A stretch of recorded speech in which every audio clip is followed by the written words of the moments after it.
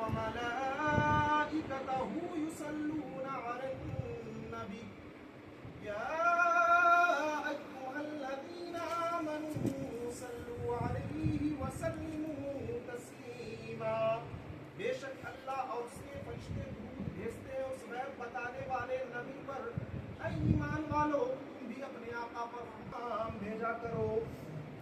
تو جب اللہ اور اس کے فرشتے آقا صلی اللہ علیہ وسلم پر درود پاک بھیجتے ہیں تو ہم کیوں نہ آقا صلی اللہ علیہ وسلم پر درود پاک بھیجتے ہیں؟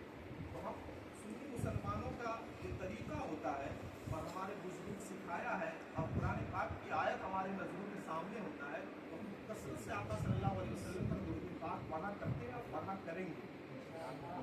اور بے شمار فضیلت ہے. اور آقا صلی اللہ علیہ وسلم سے جب کسی صحابہ نے پوچھا یا رسول اللہ کل روز قیامت آپ سے سب سے زیادہ قریب کون شخص ہوگا؟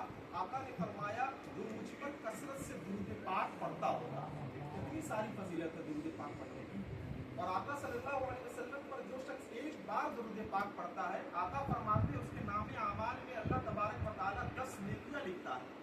اور بات یہیں پر ختم نہیں ہوتی, اس کے 10 درجات کو بلند کرتا ہے اور اس کے پچھلے 10 گناہوں کو معاف فرماتا ہے. تو درود پاک بڑا اچھا وظیفہ ہے.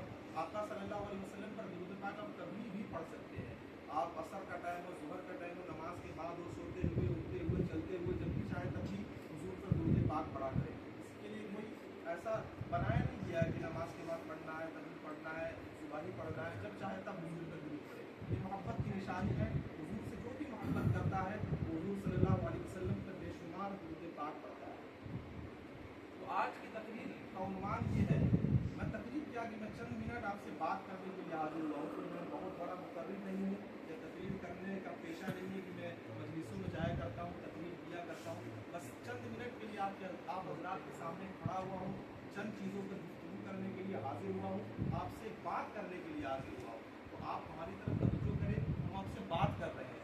آپ کو تقریر بھی سنا رہے بیٹھا ہوا, کچھ بھی ہم بولے جا رہے ہیں, بس آپ سے بات کرنے کے لیے حاضر ہوا ہوں. آج تراویح مکمل ہوا, ختم قرآن مکمل ہوا تراویح کی شکل انشاءاللہ. اور بڑی خوشی کی بات ہے کہ آپ حضرات نے 7 دنوں میں یہ ختم قرآن شریف کو مکمل کیا ہے تراویح کی شکل میں. تو لیکن ہمیں اس چیز کا خیال رکھنا ہے کہ آج صرف جو ہے ختم قرآن کی شکل میں تراویح مکمل ہوئی ہے.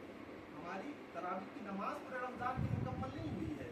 ہمیں ابھی بھی 20 رکعت نماز اپنے گھر پر یا آپ کے نزدیک میں مسجد ہو وہاں اگر قرآن سے بھی تراویح ہو رہی ہو تو وہاں بھی جا کے شامل ہو سکتے ہیں, وہاں بھی 20 رکعت آپ پڑھ سکتے ہیں. اور یا تو چاہیں تو اپنے گھر پر سورہ تراویح کی شکل میں آپ 20 رکعت نماز پڑھیں, یا آپ چاہیں تو آپ نے جو پڑھانے کے قابل ہو اس کے پیچھے جماعت کر کے سورہ تراویح کی نماز آپ پڑھیں. لیکن آپ کو پورے رمضان 30 دن تک تراویح کی نماز ادا کرنی ہے, تب آپ کی تراویح کی نماز اس سال کی مکمل ہوگی. یہ نہیں ہے کہ ہم نے ختم قرآن سن لیا اور ہماری یہاں سے تراویح کی نماز ختم ہوگی, آج سے ہم فری ہو گئے. ایسا کچھ بھی نہیں ہے. تو ہمیں اس چیز کا خیال رکھنا ہے. اور دوسری بات کہ تراویح تو پڑھنی ہی ہے, اس کے ساتھ ساتھ روزہ کا بھی اہتمام کرنا ہے, روزہ بھی ہمیں رکھنا ہے, کیونکہ رمضان کا یہ مقدس مہینہ ہے اور اللہ تبارک و تعالیٰ نے اس مہینے میں بڑی برکت اور فضیلت رکھی ہے. آپ کو روزہ بھی رکھنا ہے اس مہینے میں, تراویح کی نماز بھی پڑھنی ہے. اور بڑی خوشی ہوتی ہے کہ آپ لوگ اتنی مصروف ہونے کے بعد, اپنے کاروبار میں لگے ہوئے ہونے کے بعد بھی قرآن کی تلاوت سننے کے لیے اتنا شوق و جذبہ رکھتے ہیں, یہاں حاضر ہوتے ہیں اور 2-2, 3-3 گھنٹے تک تراویح کی شکل میں نماز پڑھتے ہیں.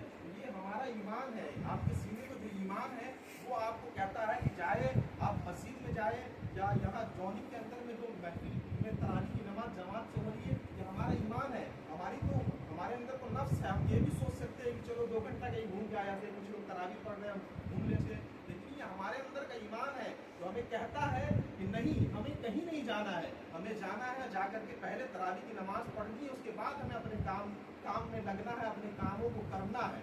تو آپ اس چیز کا بڑی خوشی کی بات ہے کہ آپ تراویح کی نماز پڑھ رہے ہیں اور آگے بھی پڑھیں گے. اور ایک چیز کا بھی خیال رکھیں کہ اس مہینے میں فطرہ بھی نکالا جاتا ہے. فطرہ کے تعلق